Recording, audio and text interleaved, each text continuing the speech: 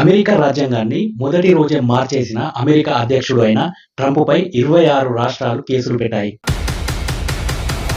ఇంకా సామాన్య ప్రజలు కూడా ట్రంప్పై కేసులు పెట్టారు. H-1B వీసా ఉన్నవారికి పౌరసత్వం రాదా? అమెరికాలో పుట్టిన ప్రతి ఒక్కరికి కూడా అమెరికా పౌరసత్వం వచ్చేది. దొంగచాటుగా అమెరికాలోకి చొరబడిన వారి పిల్లలకి కూడా పౌరసత్వం వచ్చేది. టూరిస్టులుగా వెళ్ళిన వారికి కూడా అక్కడ బాబునో పాపనో పుట్టిందనుకోండి, అలా కూడా అమెరికా పౌరసత్వం వచ్చేది. అసలు పౌరసత్వం అంటే ఏంటి? అమెరికాలో పుట్టిన ప్రతి ఒక్కరు కూడా అమెరికాకు చెందిన వారే. దానినే పౌరసత్వం అంటారు. ఇప్పటి వరకు ఒక లెక్క, ఇప్పటి నుండి ఒక లెక్క అని, ఇక నుండి ఎటువంటి ఆటలు సాగవు అని ఎగ్జిక్యూటివ్ ఆర్డర్స్ పై సంతకం చేశాడు డొనాల్డ్ ట్రంప్. మరి ఎలాంటి వారికి పౌరసత్వం ఇస్తారు? ట్రంప్ ఇంకా ఏం చేశాడు? ఎందుకు చేశాడు? తెలుసుకునే ముందు లైక్ చేయండి. ఇలాంటి ఇంట్రెస్టింగ్ టాపిక్స్ ని తెలుసుకోవాలి అంటే సబ్స్క్రైబ్ చేసుకోండి. ఎందుకంటే మీరు లైక్ కానీ కామెంట్ కానీ చేశారనుకోండి, ఇది ఇంకా వీడియో అనేది ఇంకా కొంతమందికి రీచ్ అవుతుంది. డొనాల్డ్ ట్రంప్ గారు అమెరికా అధ్యక్షుడు అవ్వగానే 76 ఎగ్జిక్యూటివ్ ఆర్డర్స్ అన్ని క్యాన్సిల్ చేసేశారు.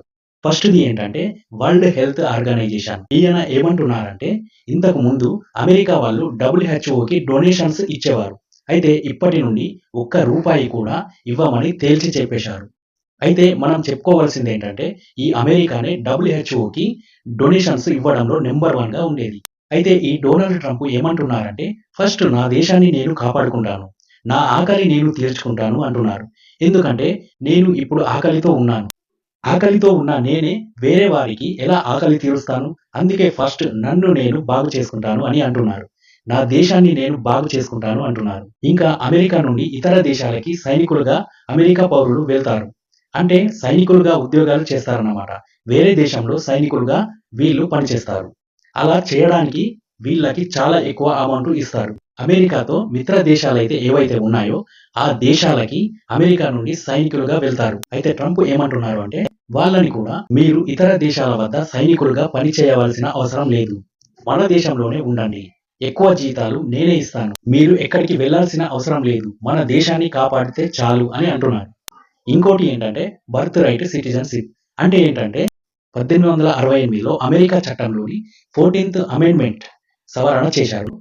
అయితే ఆ సమయంలో ఈ నిర్ణయం ఎందుకు తీసుకున్నారు అంటే, నల్ల జాతీయులు అమెరికాలో బానిసలుగా ఉండేవారు. వారికి హక్కులు ఉండేవి కావు, అమెరికా సిటిజన్షిప్ ఉండేది కాదు.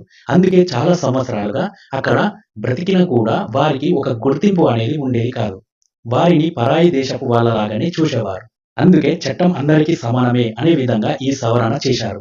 అమెరికా గడ్డపై ప్రపంచ దేశంలో ఏ దేశం వారైనా ఎవరు పుట్టినా సరే అమెరికా పౌరసత్వం ఇచ్చేవారు. అప్పుడు మొదలైందే ఈ చట్టం. ఈ చట్టం ద్వారా ఏమైపోతుంది అంటే, అమెరికాలో పౌరసత్వం పొందడానికి కొన్ని లక్షల మంది అక్కడికి దొంగచాటుగా వెళ్ళిన వారు కూడా ఉన్నారు. సముద్రాల ద్వారా, సొరంగాల ద్వారా, ఇంకా అక్కడ పుడితే ఎలాగో అమెరికా పౌరసత్వం వస్తుంది అని టూరిస్టులుగా వెళ్ళి అక్కడ బిడ్డలని కానీ ఆ బిడ్డలకి అమెరికా పౌరసత్వం వచ్చేలా చేసేవారు.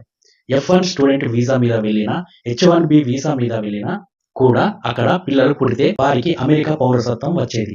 H-1B వీసా అంటే ఉద్యోగం చేసేవాళ్ళు. కానీ ఇప్పుడు ఇలాంటి వారికి అమెరికా పౌరసత్వం రాదు. మరి ఎలాంటి వారికి వస్తుంది అంటే, ఇప్పుడు ట్రంప్ ఏం చేశారు అంటే కొన్ని కండిషన్స్ పెట్టారు. అవేంటంటే, తల్లిదండ్రులు ఎవరైనా ఒకరు ముందే అమెరికా పౌరసత్వం ఉండి ఉండాలి. అలా అయితేనే వారికి పుట్టిన వారికి పౌరసత్వం ఇస్తారు. ఇంకా తల్లిదండ్రులకి ఒక్కరికైనా గ్రీన్ కార్డు ఉండాలి, లేదా తల్లిదండ్రులు ఎవరైనా ఒకరు అమెరికా మిలిటరీలో పని చేస్తూ అయినా ఉండాలి. ఇలాంటి వారి పిల్లలకి మాత్రమే అమెరికా పౌరసత్వం ఇవ్వబడుతుంది అని చెప్తున్నారు ట్రంప్. అయితే ట్రంప్ ఏమంటున్నారు అంటే, అమెరికాలో వాళ్ళు ఎంతో కష్టపడి ఉద్యోగాలు చేసుకుంటూ, బిజినెస్లు చేసుకుంటూ అమెరికా గవర్నమెంట్కి ట్యాక్సీలు కడతారు. వాటి వల్ల అమెరికాను చాలా డెవలప్ చేసుకుంటూ ఉంటారు, ఎంతో అభివృద్ధి చేసుకుంటారు. అలాంటిది ఇతర దేశాలు అయిన భారత్ కానీ, చైనా కానీ, కెనడా కానీ ఇలాంటి అనేక దేశాల నుండి అమెరికాకు వచ్చి మా డబ్బులు ఇంత కొల్లగొడుతున్నారు, మళ్ళీ మీరు పుట్టబోయే పిల్లలకి కూడా ఆ డబ్బులను కొల్లగొట్టిస్తున్నారు. ఇలా అసలు న్యాయంగా ఉందా? అందుకే బర్త్ రైట్ సిటిజన్షిప్ అనేది ఇక నుండి ఉండదు. ఇక పిల్లలు పుట్టినా కూడా ఇక నుండి అమెరికా సిటిజన్స్ కాలేరు అని సంతకం పెట్టేశారు. ఈ ట్రంప్ నిర్ణయం వల్ల చాలా దెబ్బ పడినట్టే. ఎందుకంటే చాలా మంది అమెరికా అంటేనే గొప్ప దేశం అని, అమెరికన్ సిటిజన్స్ లాగా బ్రతకాలి అని చాలా మంది ఆశపడతారు. అలా లక్షల మంది అమెరికాని నమ్ముకుని వెళ్తారు. అమెరికాలోనే జీవితం, అమెరికాలోనే బ్రతికితేనే బ్రతుకు అని కూడా చాలా మంది వెళ్తుంటారు.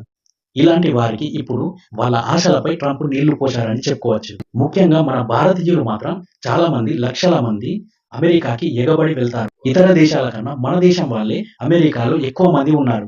దాదాపు 45 లక్షల మన భారతీయులు అమెరికాలో ఉన్నారు. ప్రస్తుతం 18,000 మంది భారతీయులు ఇల్లీగల్ గా ఉంటున్నారు అని తెలిసింది. వారిని మళ్ళీ తిరిగి భారతదేశానికి పంపిస్తారట. దానికి మన భారత్ కూడా అంగీకరించింది. ఈ నిర్ణయం వల్ల డొనాల్డ్ ట్రంప్ మన భారతీయులకి ఒక భయాన్ని క్రియేట్ చేసి పెట్టేశారు. అయితే ట్రంప్ ఎలక్షన్ కంపెయిన్ చేస్తున్నప్పుడు అక్కడ ప్రజలకి కొన్ని హామీలు ఇచ్చారు. ప్రచారం చేస్తున్న సమయంలో ట్రంప్ ఏం హామీలు ఇచ్చాడో అధ్యక్షుడు అయిన మొదటి రోజే వాటిని అమలు చేయాలని సంతకం చేసేశాడు. అయితే ట్రంప్ తీసుకున్న ఈ నిర్ణయాలపై చాలా మంది ట్రంప్ కి కౌంటర్ గా కేసులు పెట్టారు. ఇంకా 26 రాష్ట్రాలు కూడా కేసులు పెట్టాయి. ఈ కేసులన్నీ కోర్టు కొట్టేసింది అనుకోండి, ముందు ఉన్న చట్టమే నడుస్తుంది. లేదు ట్రంప్ తీసుకున్న నిర్ణయాలని కోర్టు కరెక్టే అని చెప్పింది అనుకోండి, ఇకపై అలాంటి వారికి చెక్ పెట్టినట్టే. చూడాలి మరి కోర్టు ఏం తేలుస్తుంది అని. అయితే ట్రంప్ ఇంకా ఏమంటున్నారు అంటే, భారత్ ఎలాగైతే ట్యాక్స్లను విధిస్తుందో అదే రకంగా మేము కూడా ట్యాక్స్లను విధిస్తాము అని చెబుతున్నారు. అయితే బ్రిక్స్ అనే గ్రూప్ ఉంటుంది.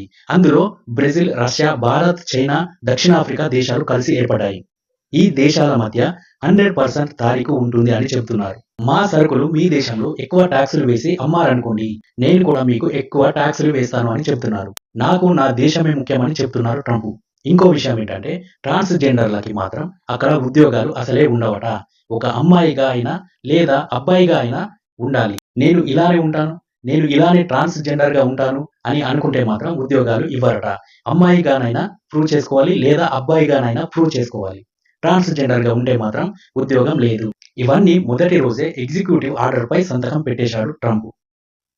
ఇంకో హైలైట్ విషయం ఏంటంటే, అక్కడ గవర్నమెంట్ ఉద్యోగం చేస్తున్న వాళ్ళు వణికిపోతున్నారు. ఎందుకు అంటే వీళ్ళపై ఇన్వెస్టిగేషన్ చేశారు.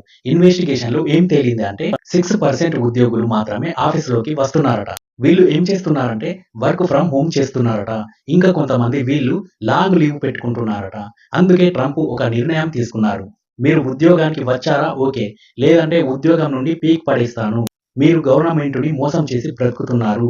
దేశం మీద ఏదైనా ప్రేమ ఉంటే దేశం కోసం చేయండి. అంతేగాని ఇలా తప్పుడు బ్రతుకులు బ్రతకవద్దు అని పెద్ద బాంబే పేల్చేశాడు. ఇప్పుడు అమెరికానే కాదు, అన్ని దేశాలు ట్రంప్ నిర్ణయంపై షాక్ తింటున్నారు. గాయ్స్, ట్రంప్ తీసుకున్న ఈ నిర్ణయంపై మీరేమంటారు? ట్రంప్‌కి కోర్టు ముట్టుకాయ వేస్తే బాగుంటుంది అనుకుంటున్నారా? దీనిపై మీ అభిప్రాయాన్ని తెలియజేయండి. మై డియర్ వ్యూవర్స్, ఇలాంటి మరెన్నో ఇంట్రెస్టింగ్ విషయాల గురించి తెలుసుకోవాలంటే తప్పకుండా సబ్స్క్రైబ్ చేసుకోండి.